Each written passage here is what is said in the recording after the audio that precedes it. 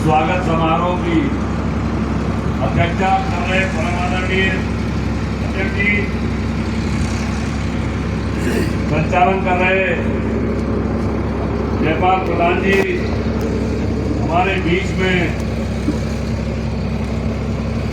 हमारे चहेते जिनको अभी अभी चौधरी साहब ने प्रदेश महासचिव बनाया है, रामधन गुर्जर जी, इनका एक बार ताली बजा करके स्वागत कर दीजिए।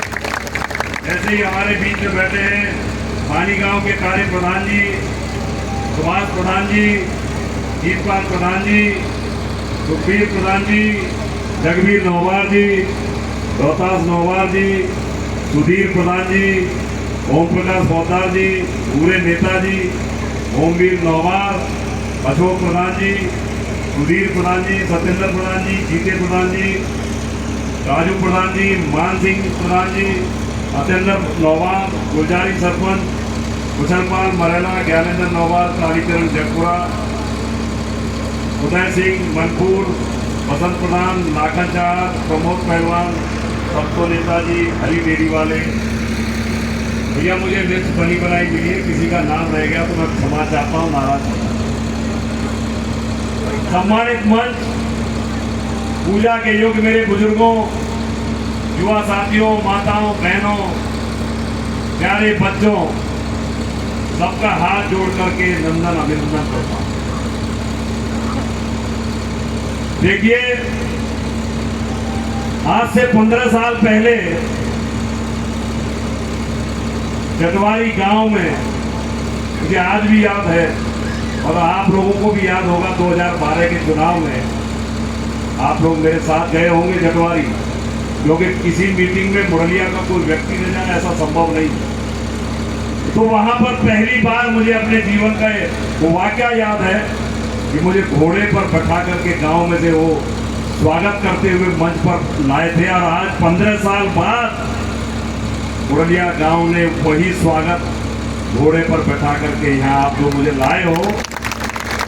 ये बात बिल्कुल सच है कि मुरलिया गांव अगर कोई काम करता है तो बड़ी शिद्दत से करता है, बड़ी जोरदारी से करता है, और जो जोश के साथ युवाओं ने नारे लगाते हुए यहाँ आए हैं, मैं सबका बहुत बहुत आभार व्यक्त करना चाहता हूँ।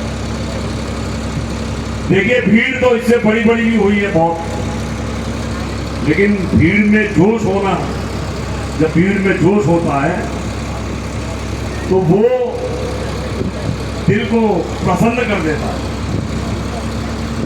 और आपने बड़ी सोच समझ के बहुत बड़ा टेंट लगाया है, लेकिन इस टेंट में भीड़ समा नहीं रही। माताएं बहनाएं बाहर बैठी हैं, वो सफीर पे बैठी है, वहाँ सामने नीम के पेड़ के नीचे लोग बैठे हैं, बरामदे में बैठे हैं, पूरे युवा खड़े हैं। तो अगली बार हाथ जोड़ करके निवेदन करता हूँ, इससे दूना आपको मुरलिया गांव में आपको ये मंच बनाना पड़ेगा। मंच भी भर गया, मंच में जगह नहीं, हमके मंच भी डबल करना पड़ेगा और ये जगह भी बड़ी करनी। ये प्यार है आप लोगों का। 2012 में बहुत जोश था, बहुत जोरदारी से आपने चुनाव लड़ाया, वोट दिए, और उसके हार के बाद बड़ी तकलीफ हुई, और 2017 में पुनः आपने जोरदारी से साथ दिया, मुझे टिकट दिलवाई और मजबूती के साथ खड़े रहे, और फिर दोबारा से चुनाव लड़ाया। जब हम 432 वोटों से चुनाव हारे थे तो लोग बता रहे थे कि नवारी नरगावी में और मांड विधानसभा में कई घरों में चूल्हे नहीं सूखे, बहुत तकलीफ हुई थी। और ये बात सब लोग मुझे आकर के कहते थे कि तू हिम्मत मत हारियो, अब के चुनाव में तुम बुकी और ट्रैक्टर से लड़ा देंगे, अब के पैसा खर्च कर। और टिकट भी मिली, पर्चा भी भरा, गठबंधन के चक्कर में वो बलि पे चढ़ गया। उस समय पहली बार मेरे मन में आया था कि तुझे अब राजनीति से इस्तीफा दे देना चाहिए और ये पार्टी भी छोड़ देनी चाहिए। तो आप जैसे बुजुर्ग जब आए, जब उन्होंने कहा कि जीवन में उतार चढ़ाव बहुत आए हमारे जीवन में, हमने तुझसे ज्यादा चुनाव हारे बैठे हैं हम। जीवन में हमें कुछ नहीं मिला, लेकिन हमने चौधरी चरण सिंह को कभी नहीं छोड़ा, और आज तुझे भी नहीं जाने देंगे हम। वो दिन मुझे आज भी याद है, 2022 का। आप लोगों ने मुझे रोका, मैं रुका, और जहां जिसका प्रचार करने के लिए आप लोगों ने कहा, मैंने ईमानदारी से उसका प्रचार किया। समाजवादी के प्रत्याशी का मैंने प्रचार किया, क्योंकि आपकी दिली इच्छा थी कि लोकदल को नहीं छोड़ना है। थोड़ी देर पहले गायकार, क्या नाम है, तरुण बालियान, ये कह रहे थे कि चौधरी चरण सिंह के बाद डायरेक्ट मेरा नंबर ले लिया है। फिर चौधरी चरण सिंह के बाद यही चल रहे, चौधरी चरण सिंह के पीछे पीछे। अरे ये चौधरी चरण सिंह जी की विरासत, ये हमारे बुजुर्ग यहाँ जो बैठे हैं, जिन्होंने लोकदल को आज भी जिंदा रखा है, ये पिछले 40 वर्ष से चुनाव हारते चले आ रहे हैं। इनको सिर्फ हार ही हार मिली, मुसीबतें मिली, जेल मिली, मुकदमे मिले, लेकिन उन्होंने चौधरी चरण सिंह को नहीं छोड़ा। ये चौधरी चरण सिंह जी की विरासत, ये हमें अपनी विरासत में मिली है। हमारे बुजुर्गों ने, इनसे ये हिम्मत मिली है कि हमारे बुजुर्गों ने तमाम तकलीफ आने के बाद भी कभी पार्टी नहीं बदली। तो मैं भी आपसे वादा करना चाहता हूं कि मैं भी जीवन में आगे कुछ मिले न मिले, अब तो बहुत कुछ मिल गया है, लेकिन आगे कुछ मिले न मिले, कुछ भी मेरे साथ हो, मैं इस पार्टी को नहीं छोड़ूंगा और हरे झंडे से लिपट के मरना पसंद करूंगा। ये वादे के साथ आपसे कहना चाहता हूं। देखिए, मुरलिया गांव से मेरा 3 पीढ़ी का नाता है। आप सब लोग तो जानते ही हो कि मेरे पिताजी कुश्ती लड़ने के लिए मुरलिया आते थे कि नहीं आते थे। और उसके बाद जब उनकी नौकरी लग गई तो भट्टा भी महाशय जी के साजे में यही मुरलिया में उन्होंने खोला। व्यापार भी यही किया, पहलवानी भी यही की, मित्रता भी यही की। जब वो छुट्टी पे आते थे कर्नाटक से, तो यहाँ पे पारसोली के लोगों से ज्यादा मुरलिया के लोग हमारे घर पे ज्यादा दिखाई देते थे। वही परंपरा चली आ रही है। फिर मैंने मित्रता की। 2012 में आपने बहुत जोरदारी से चुनाव लड़ाया, 17 में लड़ाया, 22 में भी खूब जोरदार तितर हो गए, लेकिन कोई बात नहीं।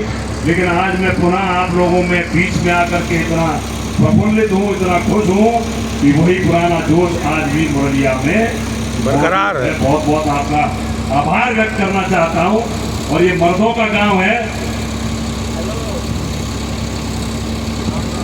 जो काम कोई नहीं कर सकता उसे मुरलिया कर देती है। मैंने तमाम काम किए, तमाम मुकदमे चढ़े मेरे ऊपर। 2009 में जब चौकी और थाने फूक रहे थे, जेपी के पूरे टेंट और मशीनरियां फूक रही थी, मुझ पर रासुका लगी थी, मैं जेल जब भी नहीं गया। लेकिन मुरलिया ने वो सपना पूरा कर दिया, जेल भेज दिया। जब तुमने जेल भेजा तो विधानसभा में भेजने की जिम्मेदारी किसकी है? आप लोगों की जिम्मेदारी, आप लोगों की जिम्मेदारी। देखिए, चाहता तो मैं अपना नाम इस मुकदमे में से हटा सकता, लेकिन मैं हट जाता और मुरलिया के 28 आदमी जेल जाते तो फिर क्या होता? मैं सोच रहा था फिर तेरा क्या होगा कालिया? मैं घोड़ी पे कहाँ चले, गधा पे उठा के चला, पूरा काम गाड़ी दे। तो जेल इसलिए संग जाना पड़ा कि या तो मुकदमा पूरा खत्म होगा, सब के सब मुकदमे से मुक्त होंगे, या फिर जेल जाना मैंने पसंद किया, लेकिन अपने लोगों का साथ नहीं छोड़ा।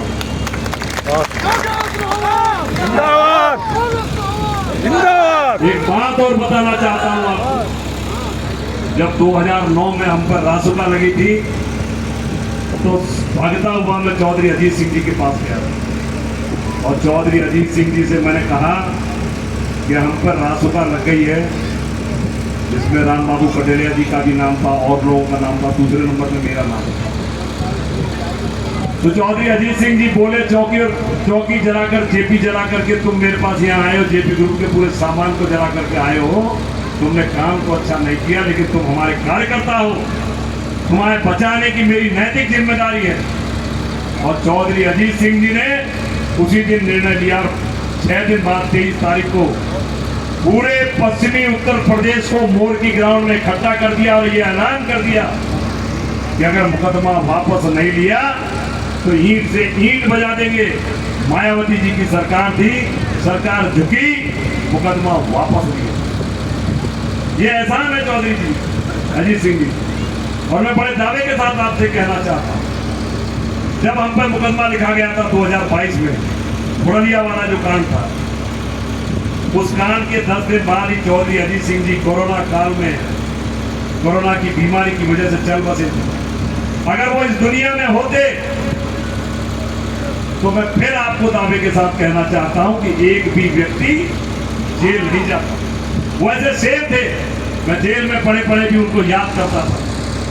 मैं सोचता था कि वो अगर होते तो ये मुकदमा हम पर से वापस होता, सरकार को झुकना और मुकदमा झुका। लेकिन उनके जाने के बाद जयंत चौधरी जी भी बड़े सदमे में थे, उनसे अब कहने की स्थिति नहीं थी। चलो, पूरे लोकदल परिवार को मुसीबत आई थी और चली गई, कोई दिक्कत नहीं है। लेकिन आप लोगों के वोटों से बेशक मैं अब तक विधायक नहीं बना, लेकिन आपकी आशीर्वाद से, आपकी दुआओं ने मुझे आखिरकार विधायक बना दिया। मैं दावे के साथ कहना चाहता हूं, माननीय जयंत चौधरी जी ने जिस आशा के साथ विधायक बना के आपके बीच में आपकी सेवा के लिए मुझे भेजा है, मैं ईमानदारी से आप लोगों की सेवा करूंगा। और उस इरादे पे, उस सोच पे, जयंत चौधरी जी ने जो सोच करके मुझे यहाँ भेजा है, उस पर मैं खरा उतरूंगा, आपकी गर्दन को कभी झुकने नहीं दूंगा। ये दावे के साथ मैं आपको कहूंगा। जैसा कि ओमवीर सिंह बता रहे थे, ये लेटर 2021 में डॉक्टर साहब ने लिखा था, पुल की उसी समय एस्टीमेट बन गया था, दोबारा एस्टीमेट बना, विधान परिषद में मैंने पैरोकारी करी, आपके दोनों पुल बन गए। लेकिन मेरा काम, मेरा ध्यान काम में और जनता की सेवा में ज्यादा है। पत्थर लगाना, उद्घाटन करने का ध्यान मेरा रहता नहीं है, क्योंकि मैं जानता हूं न तो उद्घाटन से कुछ होगा, न पत्थर लगाने से कुछ होगा। जनता की सेवा करोगे, जनता के दिल में जगह बनाओगे और जनता के दिल को जीत लोगे, तभी राजनीति में कामयाबी मिलेगी। मैंने कई चुनाव लड़े हैं और हर चुनाव को हार का सामना करना पड़ा है, लेकिन आप लोगों ने मुझे बुला बुला करके हिम्मत दी है। आपकी हिम्मत की वजह से ही मैं डटा रहा और डटे रहने का ये फायदा भी हुआ कि हमें कामयाबी भी मिली। जब मैं विधान परिषद में पहुंचा था तो मैंने आपकी आवाज उठानी शुरू कर दी। इससे पहले आपने अगर देखा होगा, जो कृषि दुर्घटना योजना चलती थी, उस योजना में अगर किसी किसान का एक्सीडेंट हो गया तो उसके इलाज के लिए उसे 2 लाख रुपए की प्रावधान है। अगर उसकी भगवान न करे मृत्यु हो गई तो 5 लाख रुपए का प्रावधान है। लेकिन होता क्या है, हमारे जो बुजुर्ग यहाँ बैठे हैं 80, 85, 90 साल के, हमारे यहाँ परंपरा है जब तक वो जीवित रहते हैं खेत उनके नाम होता है। लेकिन बाजार कौन जाता है, बाजरे कौन जाता है, नौजीर कौन जाता है? उनका बेटा और उनका नाती।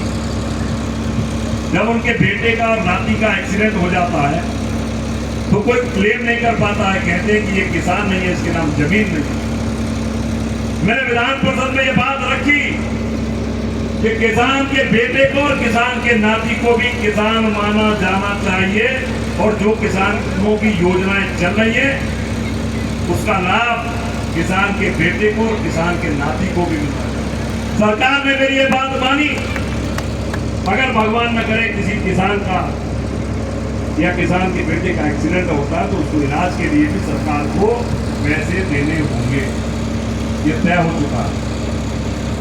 पोस्टमार्टम की बात थी तो परेशानी होती थी कि 5 बजे के बाद पोस्टमार्टम नहीं होगा, तो मैंने विधान परिषद में ये बात उठाई कि राजस्थान में जो राज्य है हमारे बगल में, वहाँ पर 24 घंटे पोस्टमार्टम होता है। हमारे यहाँ भी हॉस्पिटल में डॉक्टर बैठे रहते हैं।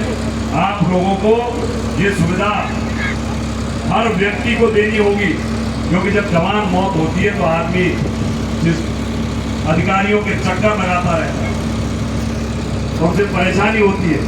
किसान ने ये बात मानी। अब किसी भी व्यक्ति का, चाहे वो कहीं का हो, पूरे देश में या तमाम श्रद्धालु आते हैं, किसी भी व्यक्ति का कितने भी बजे उसकी मृत्यु हो, उसका रात में ही पोस्टमार्टम हो गए। सरकार ने आदेश कर दिया, जीओ पास कर दिया। ये लड़ाइयाँ बहुत बारीक हैं, छोटी हैं। किसानों की एक बहुत बड़ी बात थी, एक नावली का किसान लखनऊ में मेरे पास आया था, ये उठा करके ट्रांसफार्मर जमीन में हमारे प्लॉट में रख देते हैं और बाद में जब उसको कहते हैं बिना अनुमति के, तो बाद में जब उसको कोई कहता है ट्रांसफार्मर को उठा लो, तो उसको उठा के बाहर लगाने के एस्टीमेट बनाते हैं और पैसे मांगते हैं कि लाओ पैसे लाओ। तो ये बात भी मैंने रखी, जब बिना किसान की अनुमति के उसकी जमीन में, उसके प्लॉट में तुम ट्रांसफार्मर रखते हो तो तुम्हें भी बिना एस्टीमेट के इसको हटाना होगा। ये अभी अभी पिछले 2 महीने पहले ये बात रखी है, सरकार इसको भी मानेगी और ये बात भी आपकी बहुत जल्दी बनेगी। मैं आप लोगों के बीच में आपका बहुत बहुत आभार व्यक्त करना चाहता हूं कि मुरलिया गांव के लोगों ने मुझे यहाँ बुलाया, सम्मान दिया और कोई काम की बात दे दी। अच्छा, बहुत बहुत देखिए, काम से इन्होंने पर्चा थमा दिया है। शमशान घाट का निर्माण, उलासी कुआ के नाले तक नाली का निर्माण, ज्ञाना चौधरी के घर से सड़क तक इंटरलॉकिंग, गुलजार के घर से खाटू श्याम मंदिर होकर रामवीर के घर तक इंटरलॉकिंग। मेरे लिए तो एक है भैया मुरलिया, तुम्हारे लिए होगी छोटी मुरलिया, बड़ी मुरलिया, मेरे लिए तो एक मुरलिया। गुलजार के घर से खाटू श्याम मंदिर होकर रामवीर के घर तक इंटरलॉकिंग, ये बड़ी मुरलिया बता लिख रहे हैं आगे। धनराज प्रजापति के नौरे के सामने इंटरलॉकिंग का, ये 5 काम इन्होंने दिए। देखिए, हर निधि में से एक एक काम मैं देता हूँ और ये 5 काम आपने जो दिए हैं, इनको हर 6 महीने में किस्त आती है, हर 6 महीना में एक काम ले लो, चाहे साल में 2 काम ले लो। आपके 5 काम मैं पूरे कर दूंगा 2 साल के अंदर। एक काम अभी चालू कर दूंगा तुरंत है, 2 करा दे।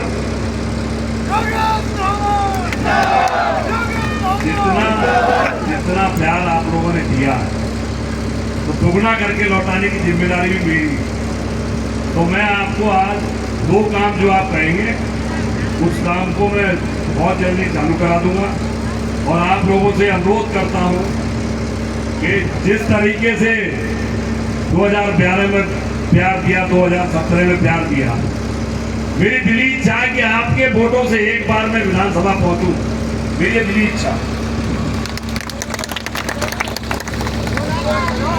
गोला आज ही फोड़वा ले, एक को फोड़वा ले गोला। और मैं जब से विधायक बना हूं, पहले सड़क बनेगी, पहले सड़क।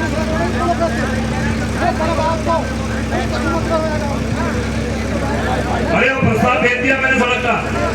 हेलो भैया, क्या नाम है? श्यामलाल जी, मैंने वो 5 किलोमीटर का प्रस्ताव भेज दिया। वहां को नारियल में ना फोड़ो, वो तो सरकार बनाएगी। वो 5 किलोमीटर का प्रस्ताव भेज दिया, वो सड़क बनेगी और वो सरकार द्वारा बनेगी। मेरी निधि से 5 लाख, 10 लाख, 15 लाख, 20 लाख के काम होंगे। देखिए, एक बात और आपको कहना चाहता हूं कि मैं जब से विधायक बना हूं, जब से मैंने किसी भी व्यक्ति के ऊपर कोई छोटा मुकदमा नहीं लगाया, न दबाव की राजनीति करी, प्रधान भी मेरा विरोधी हो तो मैं उसके खिलाफ भी कोई आज तक कार्रवाई नहीं की, किसी डीलर को परेशान नहीं किया। और मैंने अगर कोई काम किया है